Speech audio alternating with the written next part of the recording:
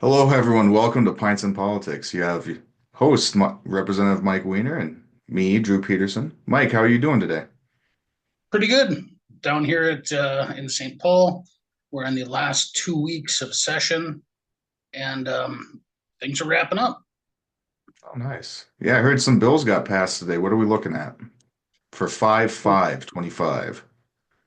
So what we're looking at right now in the process is we're passing our bills through the House, and then because the House and the Senate bills have to be the same, we have to have conference committees. So right now we're passing them through the House. The Senate is passing their bills through.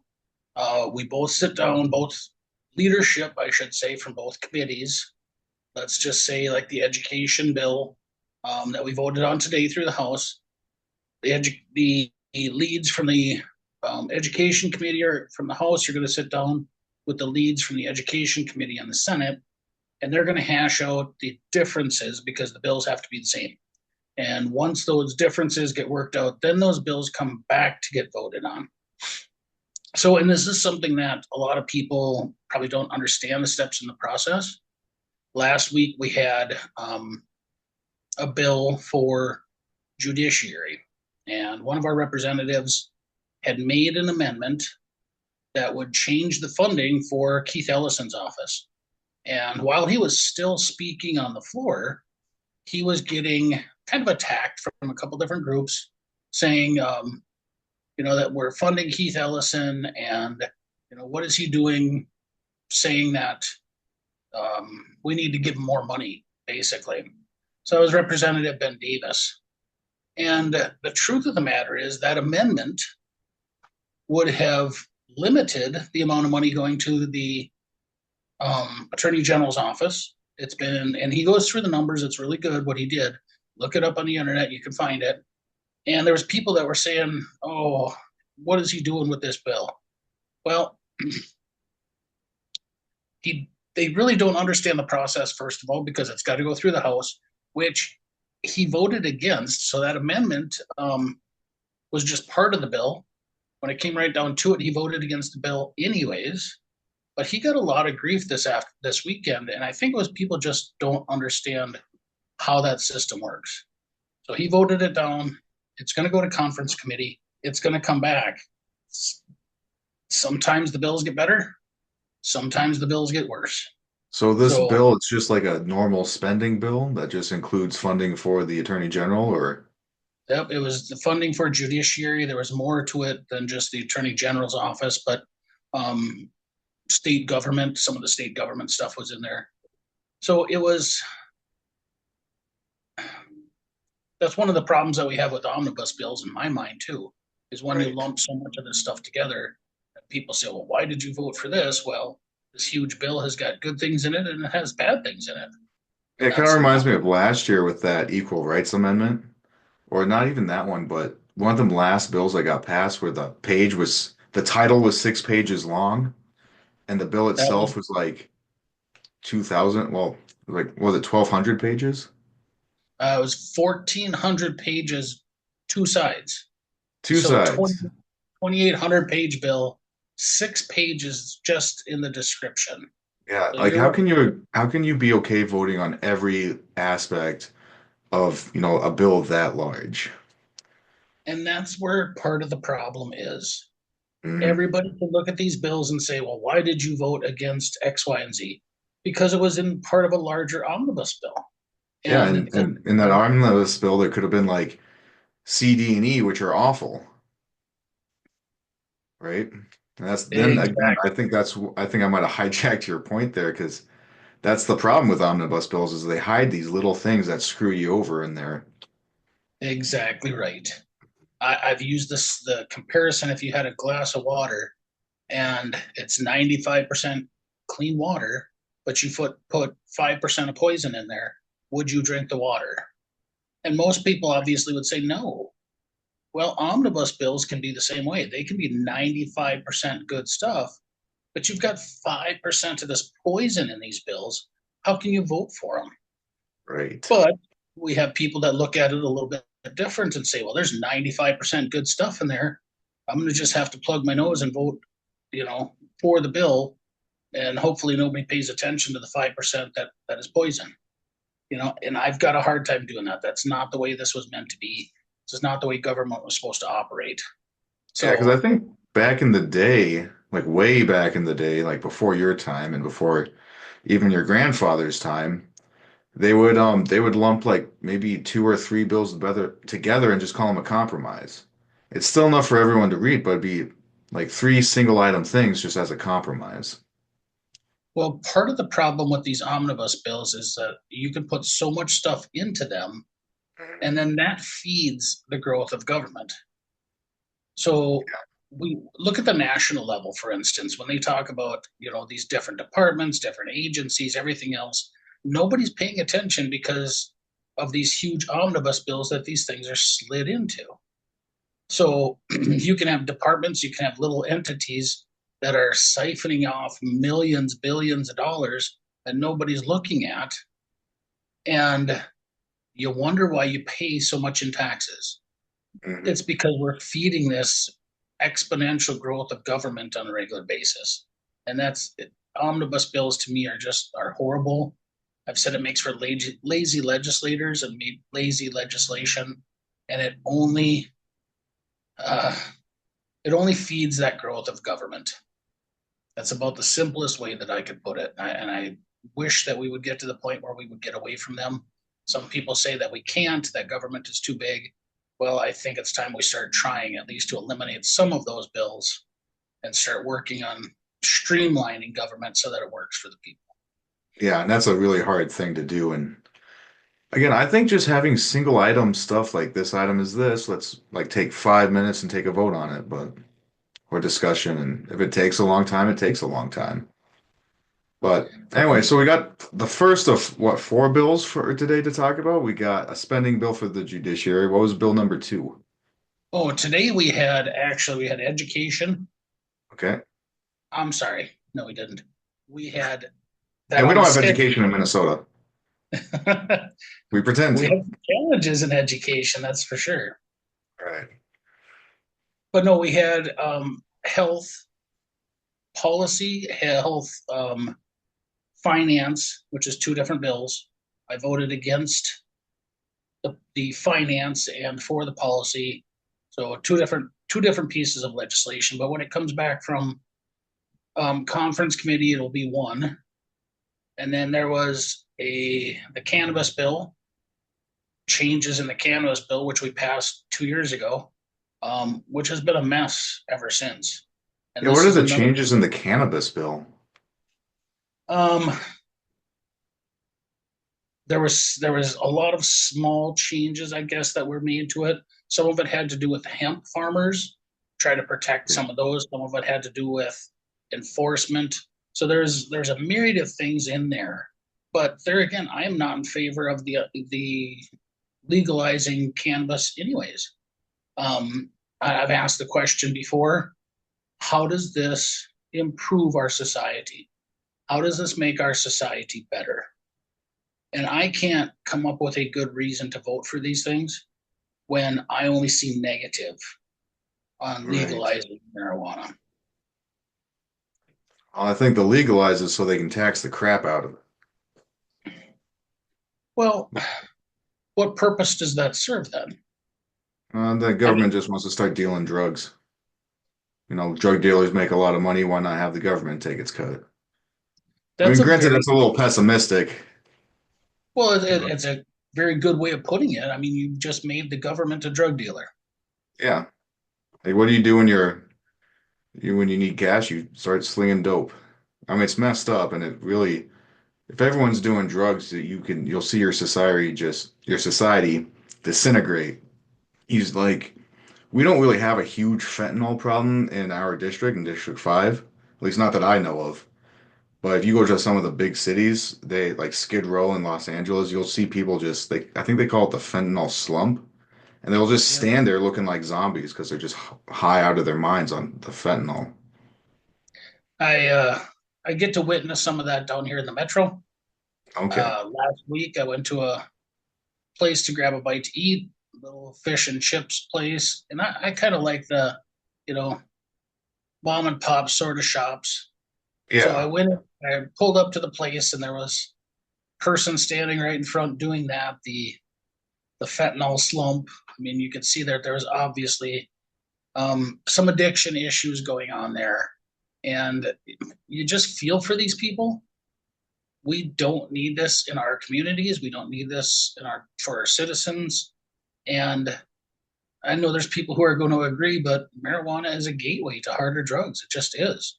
Start doing one thing, and it leads to another because the high just isn't enough, and drugs get stronger and stronger, and it's not good. It doesn't do our society any good. So I really don't. I have a hard time looking at these bills or any of that marijuana bill and trying to make technical changes to it to improve it because we shouldn't be legalizing it in the first place. And then if you look at our Republican Party platform, we're the party of family values, right? Mhm. Why would we want to have any part in legalizing marijuana? Yeah, and Seems like it, I've doesn't it? seen a couple of people destroy their lives starting with marijuana, and it is sad, and it's an addiction.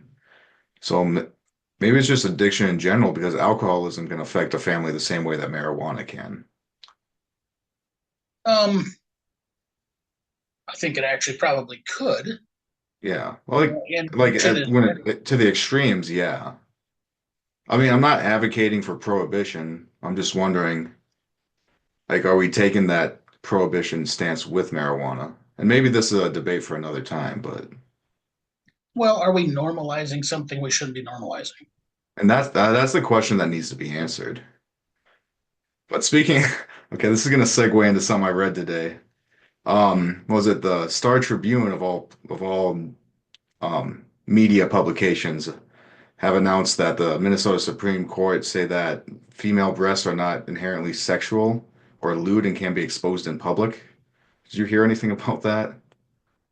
I just saw a little clip somebody had posted on Facebook. Somebody else showed it to me. Haven't had a chance to read into it. Um, to say it's not sexual, I'm not sure how you come to that conclusion. Yeah, Is because every person is different, and there are some people who like are sexual about feet, which I'm gonna go on record and say that's disgusting. I feel like that's gross. But if I walk around barefoot and someone's like, I have a right to do that, but if someone is like wants to stare at my feet and be aroused by that, that's kind of again, it's disturbing. But should I be forced to cover my feet? at the same time in a polite society, should men go without shirts? Ooh, that's also a good question. You Let's know, have people comment below because I've I made don't. that comment. We've actually talked about it with my boys and stuff. Um, should we? Yeah. If we're out working in our business and it's hot and you take your shirt off, okay, that's one thing. But do you go to town without a shirt on? Um, Well, no, if it's because not good for girls, and obviously there's differences between boys and girls, but that doesn't mean just necessarily that guys can get away with it. I don't think in a polite society guys should be walking around without a shirt on either. that's a fair point. I know you go to a store and it'll say no shirt, no shoes, no service. Sure. Yeah. So, I mean, I suppose it only makes sense.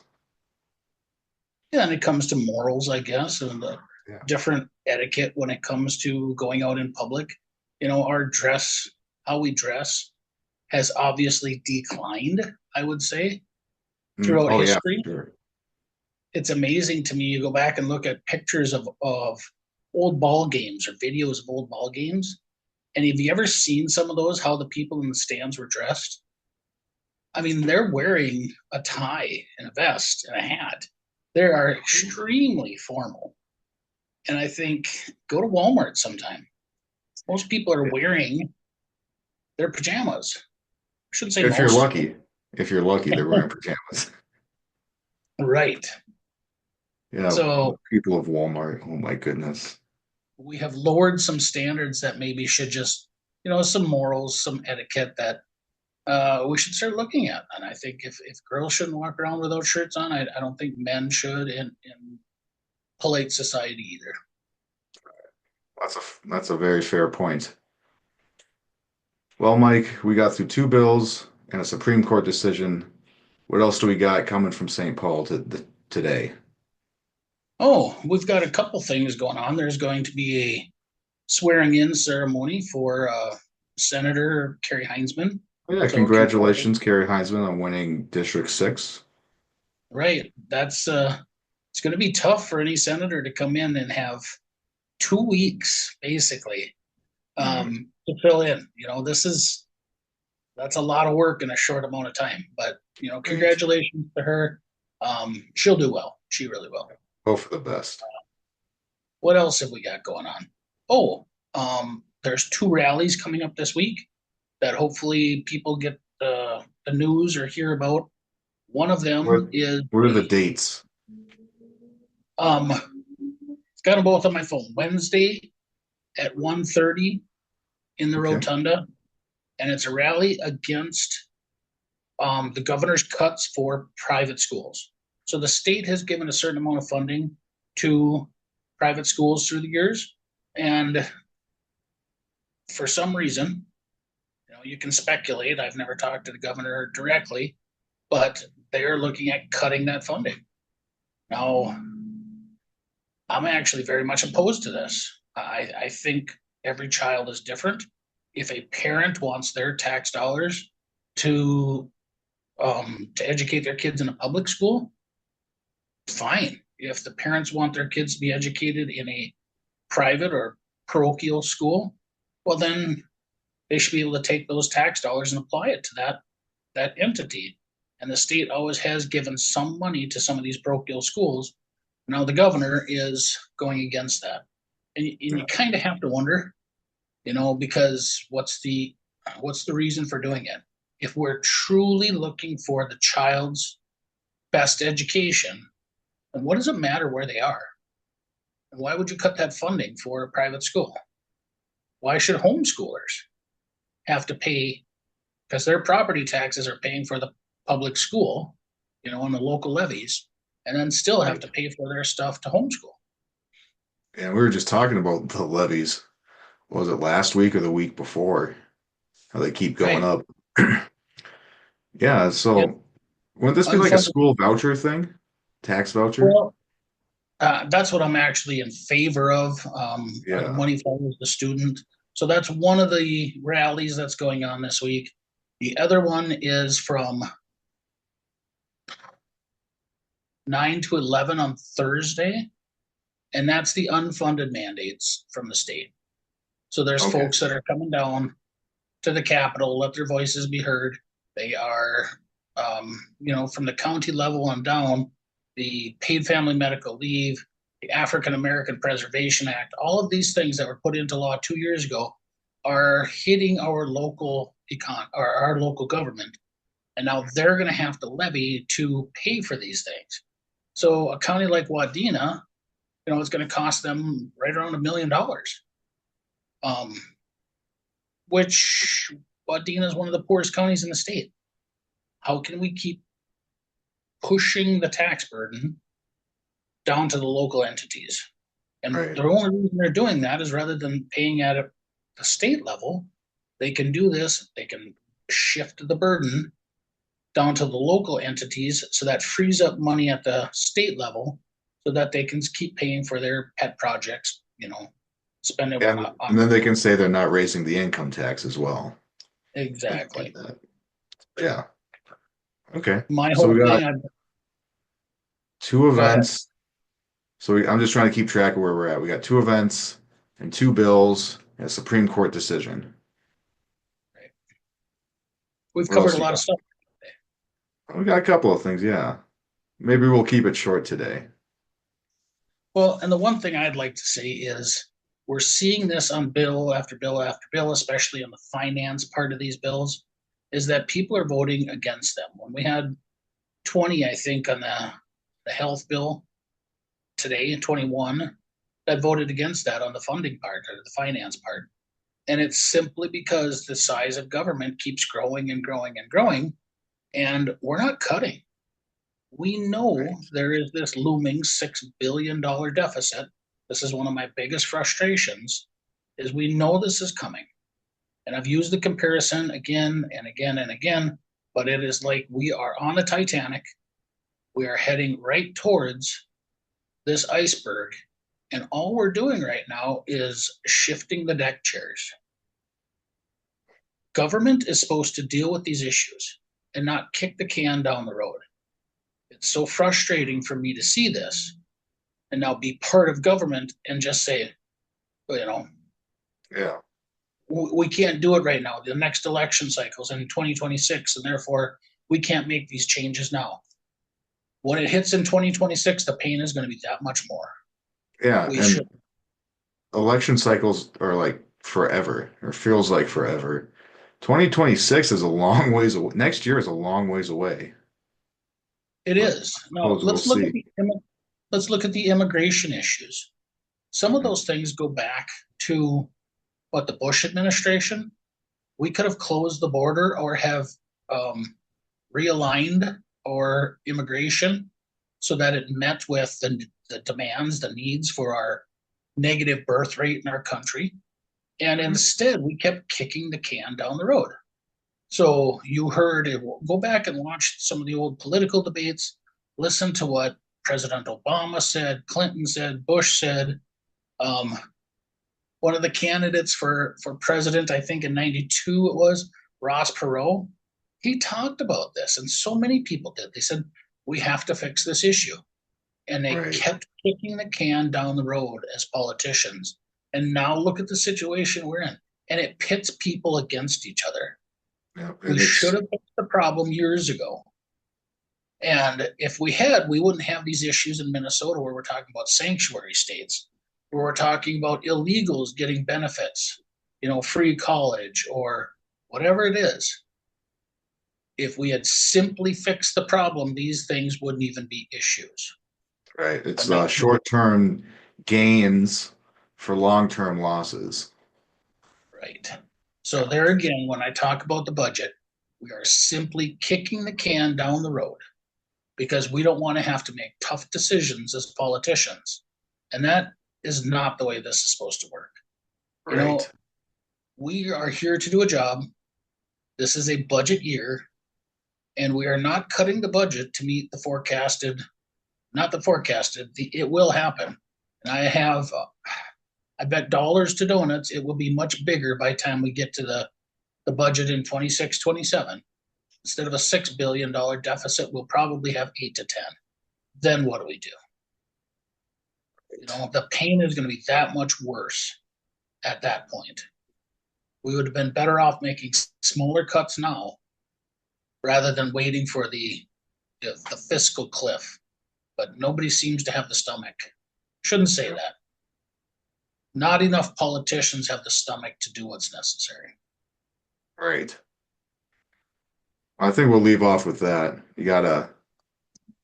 We should be looking long term and not short term. And we may have to hurt a little bit now in order to get ourselves out of the situation that we're heading towards. But Exactly right. Exactly. anywho, thank you all so much for watching. Please comment down below on some of the topics, some of the discussions, weigh in. I want to know what you think about. We had some controversy today, like marijuana and topless. Comment, it'll be good. It'll be good for conversation down the road. But thank you all so much for watching. Pints and Politics. We got Mike, we got Drew. God bless.